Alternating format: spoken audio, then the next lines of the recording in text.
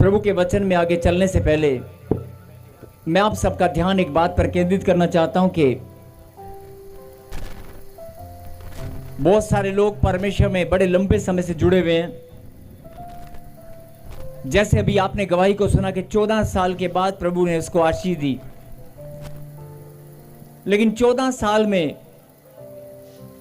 क्या वो बहन लगातार विश्वास में बनी रही? नहीं। कितनी बार वो विश्वास में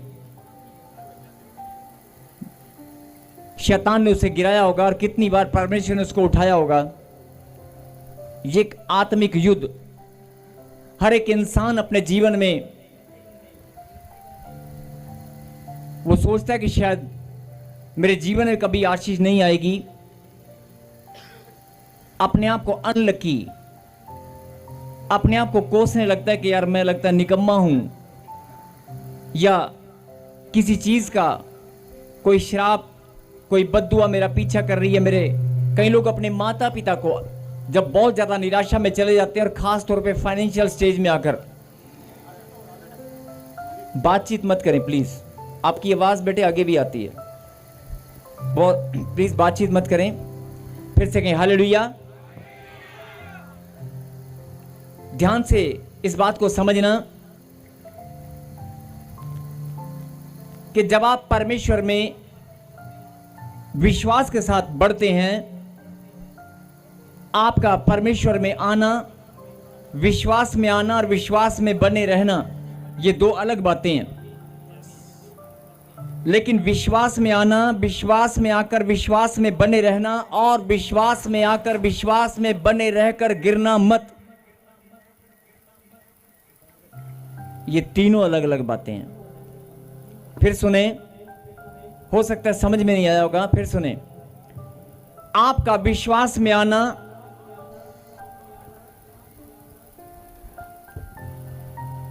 विश्वास में आकर विश्वास में बने रहना, और विश्वास में बने रहकर, निरंतर बने रहकर गिरना मत, दृढ़ता के साथ खड़े रहना। हर एक जीवन में, हर एक के जीवन में अलग अलग परिस्थितियां, अलग अलग हालात और सिचुएशन आती हैं, जिनके कारण बहुत सारे लोग, बड़े बड़े विश्वासी, बड़े बड़े प्रार्थना योद्धा विश्वास में गिर जाते हैं, और उनको लगता भी नहीं है कभी कि मैं विश्वास में गिरा हूं। आपका रोना, आपका टूटना, आपका अपने आप को कोसना, ये विश्वास में गिरना ही है। कहीं हालेलुया।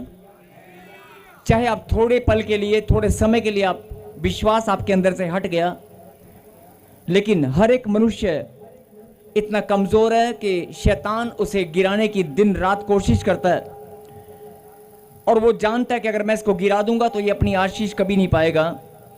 उसका टारगेट होता है कि मैं इसको गिरा दूंगा विश्वास में, इसका विश्वास इससे छीन लूंगा, इसका अंगीकार, इसके अंगीकार को मैं छीन लूंगा। शैतान जानता है इस बात को, लेकिन परमेश्वर भी, जब आप विश्वास में गिर जाते हैं, परमेश्वर भी आपको उठाना जानते हैं। कहें हालेलुया। और जितनी बार भी आप दिन में, अगर 10 बार भी आप गिरेंगे, दिन में 10 बार भी अगर आप नेगेटिविटी में जाएंगे, तो 10 के 10 बार परमेश्वर अपनी सामर्थ्य आपको देंगे। आप अपने मन में आप सोच कर देखें,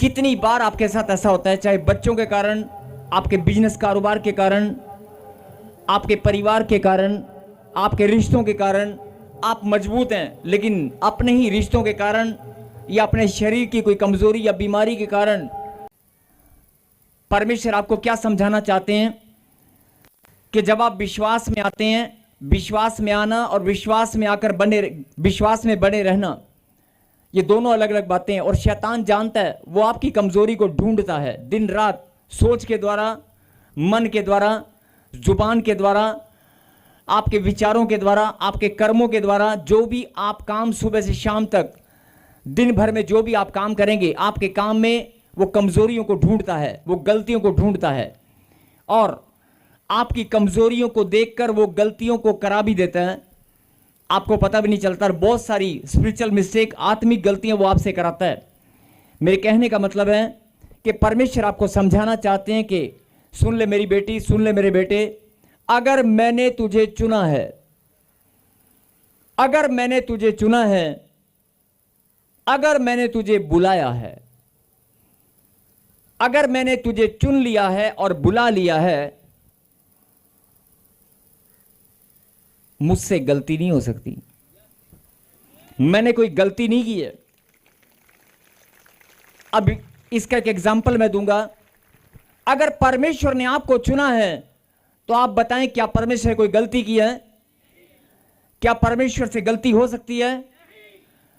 इंसान से गलती हो सकती है, साइंस और टेक्नोलॉजी फ्लॉप हो सकती है, लेकिन परमेश्वर से गलती नहीं हो सकती। उसकी रचना अद्भुत और महान है। और फिर सुने ध्यान से, परमेश्वर ने कहा कि मेरी बेटी, मेरे बेटे, मैंने तुझे चुना है। क्या आप जानते हैं इस बात को कि परमेश्वर ने आपको चुना है? थोड़ी वॉल्यूम खोल, इस माइक की वॉल्यूम खोल बेटे। क्या आप जानते हैं इस बात को कि परमेश्वर ने आपको चुना है? आपकी आत्मा गवाही देती है इस बात की। आप बोलकर बताएं।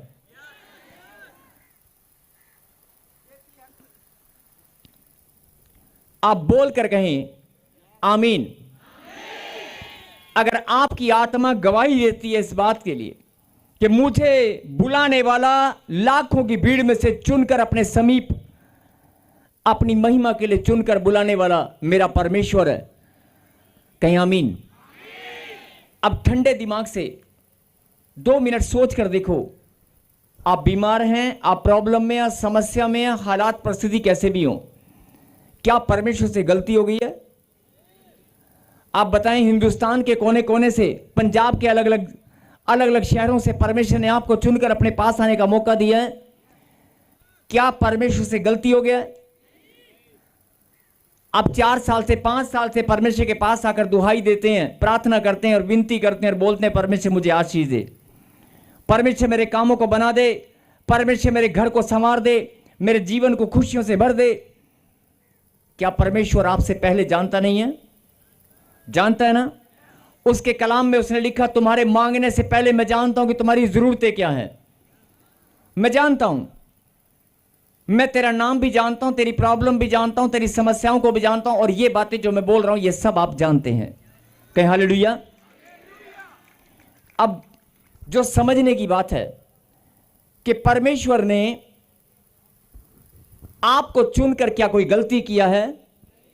आप खुद बोल रहे हैं, कोई और नहीं बोल रहा है। एक दूसरे से हाथ मिलाए, बगल वाले से, बाजू वाले से हाथ मिलाए और बोल दें, परमेश्वर ने तुझे चुनकर कोई गलती किया है? आप बोल दें, तुझे परमेश्वर ने बुलाकर, तुझे परमेश्वर ने चुनकर कोई गलती नहीं की है। बताएं एक दूसरे को, अरे दिल खोल कर बताएं। बाजू वाले का हाथ पकड़ें और बोल दें, परमेश्वर ने तुझे बुलाकर कोई गलती नहीं की है। परमेश्वर से गलती नहीं हो सकती। अगर उसने तुझे बुलाया है तो वो अपनी महिमा लेकर रहेगा। आमीन। अब इस बात के लिए जोरदार ताली बजाएं।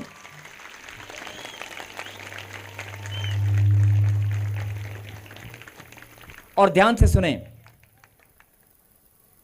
अगर परमेश्वर से गलती नहीं हो सकती, आप सब अपने मुंह से गवाही दे रहे हैं नहीं, लेकिन आप ही के बीच में बहुत सारी बहनें, बहुत सारे भाई लोग बैठे हैं और वो क्या बोलते हैं मालूम है?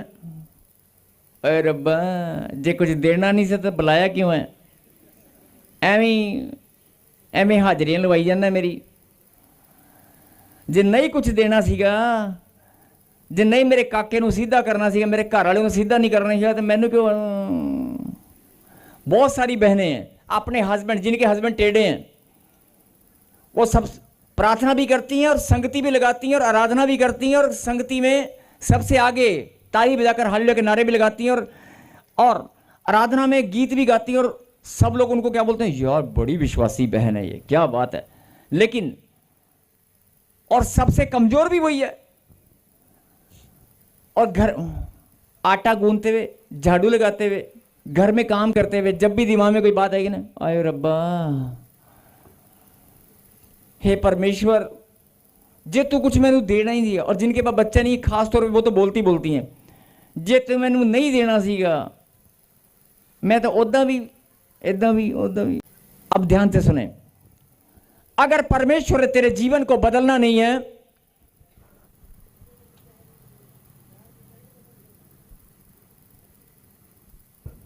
अगर परमेश्वर ने तुझे चमकाना नहीं है, अगर परमेश्वर तुझे खुशियों से भरना नहीं चाहता,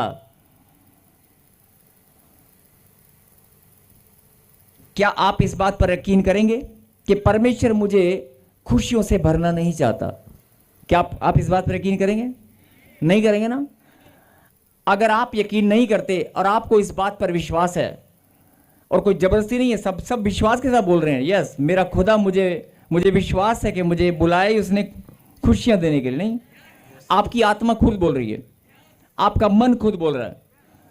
तो फिर ध्यान से सुने, अगर आप सब इतनी बात जानते हो कि परमेश्वर से कोई गलती नहीं हो सकती और उसने चुना आपको खुशियां और आनंद देने के लिए, आपका जीवन बदलने के लिए, तो फिर रोना किस बात का है? तो चिंता किस बात की है?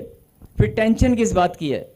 फिर आपके प्यार में, आपके समर्पण में खोट क्यों नजर आता है? बोलो हालेलुया। फिर आपके बोने में, जब अगर कोई बड़ा नोट बोने लगते हैं तो छोटा निकल कर आता है, बोने में खोट नजर क्यों आता है? चलिए, बोना एक अलग बात है, सब अपने अपने मनों के द्वारा बोते हैं, जिसका जैसा मन है। लेकिन मैं फिर यह सवाल आपसे कर रहा हूं, जो ऑनलाइन देख रहे हैं, सोच समझ के बोलना, क्या परमेश्वर से गलती हुआ है? अब इसका एक उदाहरण सुने और समझें। आप 4-5 भाई हैं या 3-4 बहनें हैं, केवल परमेश्वर ने उन 4 बहनों में से तुझे चुना है। आपके गांव में से इकलौता घर आपका है, आपके गांव में से इकलौते आप हैं, आपके घराने में से, आपके कुनबे में से, दादा परदादाओं से लेकर और अभी ताए चाचे के भाई जितने भी हैं ना, उनमें से इकलौते आप हैं। और आपकी पत्नी भी विश्वास नहीं करती है, लेकिन आप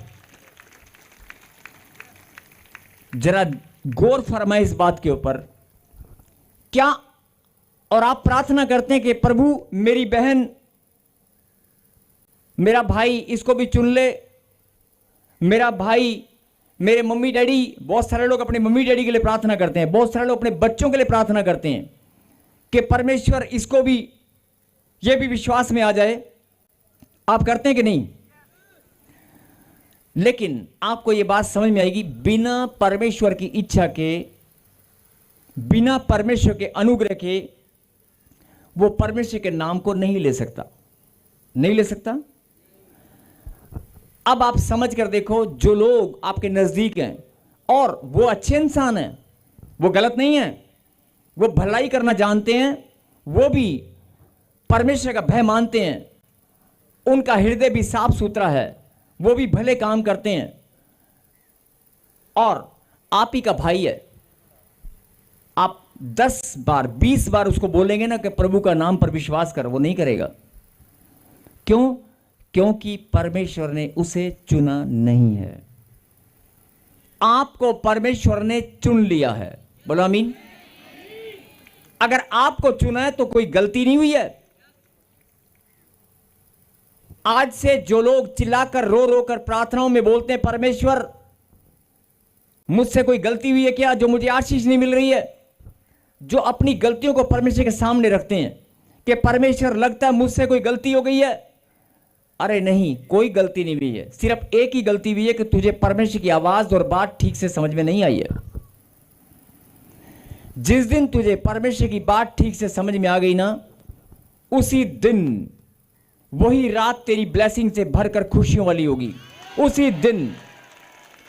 और अगले दिन जब तू उठेगा ना, नया सवेरा जब तेरे जीवन में आएगा, अगले ही दिन तू नाचता वगेगा। संडे तो नहीं है कि मैं चर्च में जाके गवाही दूं, तू संडे की इंतजार करेगा कि संडे कब आएगा। बोल हालेलुया। कितने लोग इस बात से सहमत हैं